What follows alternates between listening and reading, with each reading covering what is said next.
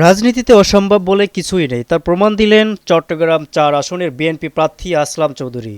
মাথায় ১৭০০ কোটি টাকা ঋণের পাহাড়, তাও নির্বাচন কমিশন তাকে দিলেন গ্রিন সিগন্যাল। রোববার আপিল শুনানিতে রূপকথাকেও হার মানায়। জামায়াত প্রার্থী করা আপিল খারিজ করে দিয়ে ইসি আসলাম চৌধুরীর প্রার্থিতা বৈধ ঘোষণা করেন। তবে চমক ছিল নির্বাচন কমিশনার আব্দুর রহমানেল মাসুদের একটি মন্তব্য।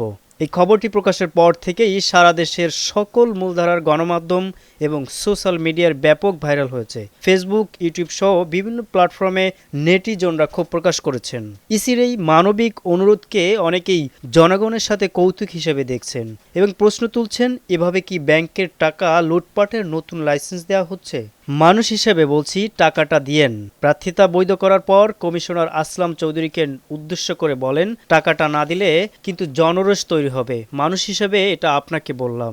আসলাম চৌধুরীর বিরুদ্ধে অভিযোগ, তিনি প্রায় ১৭০০ কোটি টাকার ঋণ খেলাপি। তার আইনজীবী ব্যারিস্টার রুহুল কুদ্দুস কাজল দাবি করেছেন, আসলাম চৌধুরী নিজে ঋণ নেননি, তিনি কেবল ঋণের গ্রান্টার ছিলেন, অর্থাৎ অন্যের ঋণের জামিনদার হয়ে এখন বিপাকে। ইসমাইল হোসেন, নয়া দিগন্ত।